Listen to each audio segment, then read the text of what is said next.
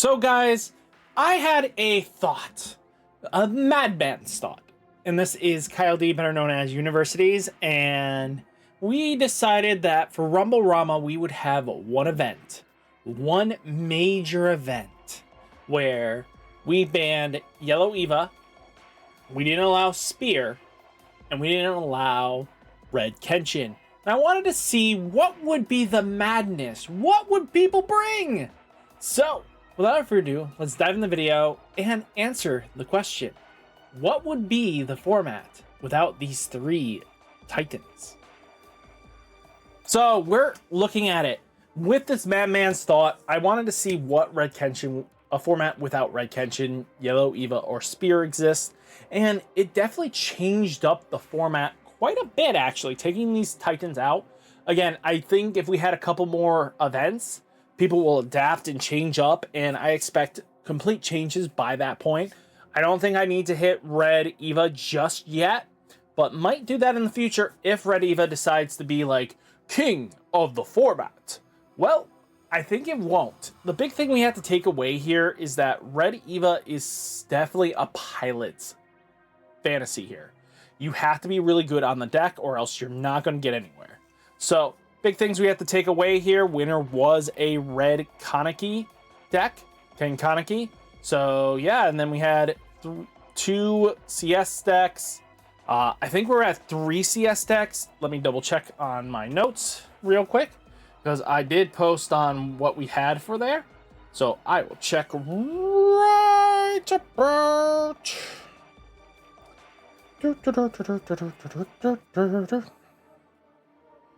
Come on. 1, 2, 3. This is what I like. 1, 2, 3. This is what I like. Okay, we had 1 Ken Red, 3 Red CGG, 1 Red Eva, 1 Shu Purple, and 2 Mil Wu. So, yeah, I think this definitely showed that the deck format changes up immensely. We get a high Tokyo Ghoul turnout, but again, a lot of players want to be testing out Tokyo Ghouls, see what they can do in the meta. So I kind of can completely understand where they're coming from. So let's take a look at the list themselves. First place going through all to 8th. And then we have some surprise lists that I'll probably talk about. Now again, we do have some interesting takeaways here. We do have the Ken deck, which is pretty good here. We have, you know, the Ayatollah. So basically great double attacker. You know, this deck is just go burr and don't stop for gas. Because once you run out of gas, you are done. So, but again, this one's very interesting. If in the sideline, this card Raise is in your sideline, choose up to 1 Ken Kaneki with no face down cards underneath it on your field. Place this card from your sideline face down under that chosen character. You may place up to 1 card from your hand into the sideline. If you do, switch that chosen character with this ability to active. It loses 1,000 DP until the end of turn. So I kind of get where they're coming from. This can very play nicely with Ken, especially if they have stun locked him. It gets him unstun locked. So again, card is just in there to just boost Ken up in a way that it will definitely help, right? So, you know, you can only activate this ability if you have 5 or less life. Choose up to 1 character on the field. It gains 15,000 DP for the turn.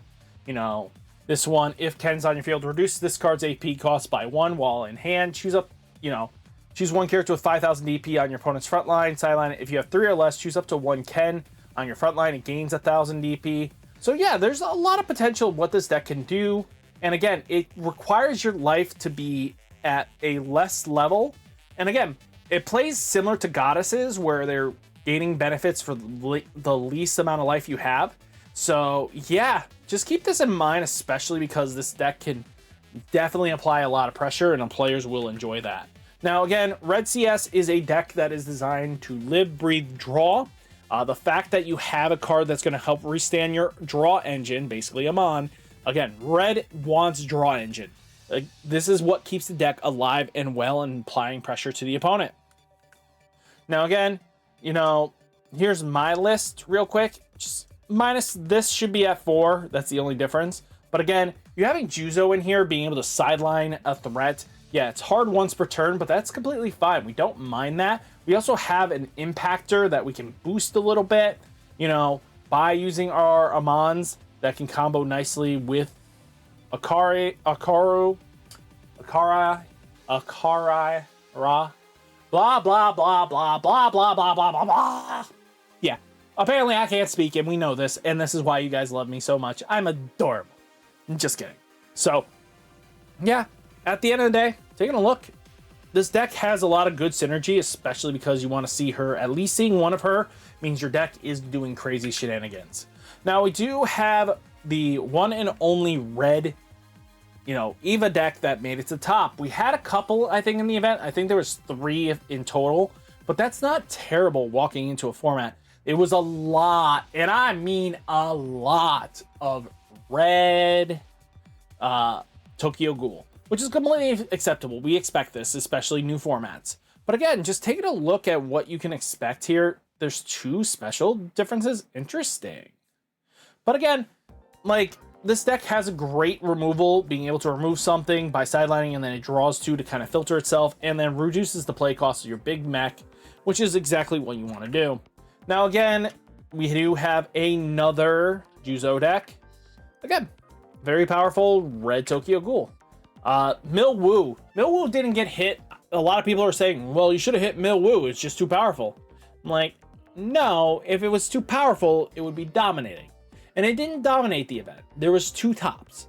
And again, I'm going to have to get at least 2 more events under my belt in this format before I have to say, this is too powerful and I have to remove it.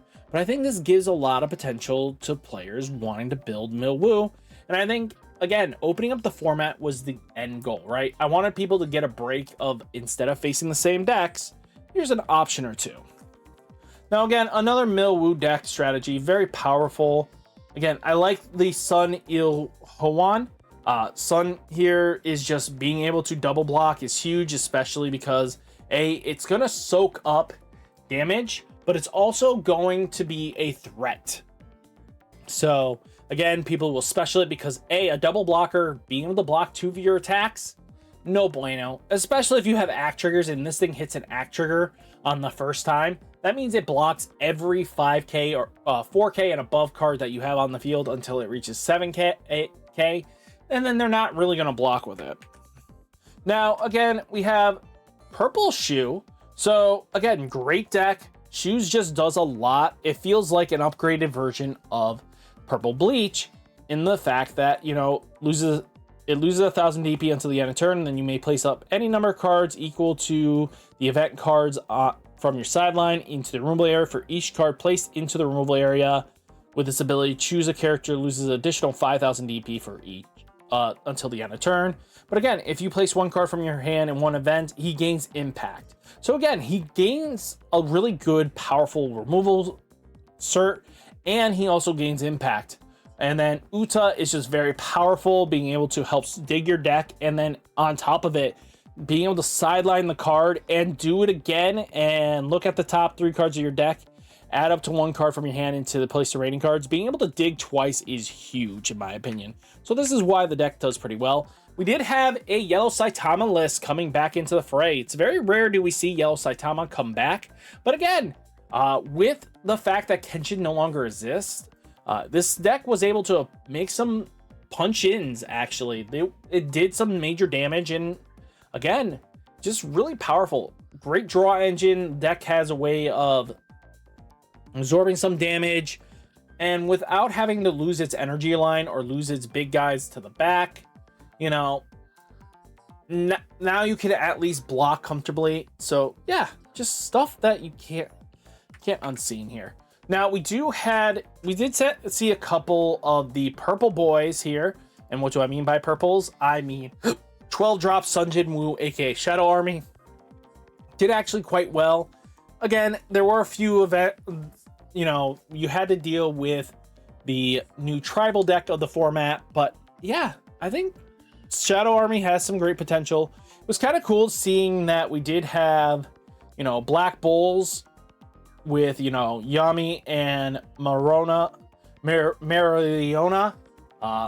into the fray. impact double damage. It's just sometimes that's all you need to do, and that's a threat in its own right, right? So as long as your opponent can't just keep screwing up your energy line, green decks thrive a little bit better because A, they're very efficient at getting to these big costs, but again, they lose out on this ability because decks just like Kenshin that just screws with the energy line just hurt it. So again, if you take Kenshin out of the format, I think the format opens up really nicely. Bombietta doing some shenanigans. They played Ikaku at 1 just because when played, draw a card, then place 1 card from your hand into sideline. He's just a good chump block anyway, so yeah, just being able to draw a card and then discard a card with Bambi's is pretty decent because you want some cards in the trash so you could use your cell to replay them and stuff. Really makes a lot of sense there. We did have 1 red Chichiro. I think there was 2 in the event, but didn't get higher than top 16. And again, out of 34 players, this is not bad. You know, red Chichiro, just another red Kenshin variant, but A, it just doesn't screw with the energy line as often as red Kenshin does. So you don't have to play differently. You just play the game normally. So yeah, I kind of get it here. Now we do have purple boys, basically. They're all playing, you know, Inori, Chichiro, and Saichi. All great deck for players to flex and play. So again, we'll see this more often than not. So I want to definitely highlight that. The white purity style. So, God. Yeah, they need to rechange that name. But it's kind of cool that the manga is getting an anime adaptation. So a lot of players are very hyped for this. But all in all, guys, this was the event. Hopefully you guys enjoyed it. My coverage. Hopefully we have more of this. If you guys think of anything else that might need to be hit in a format like this, besides maybe red Tokyo Ghoul and red Eva, I think I don't want to hit them just yet, but we'll have to see. But guys, let me know down in the comments. Hit that like button, hit that subscribe button. Stay safe, stay healthy, and I'll catch you next one. Peace.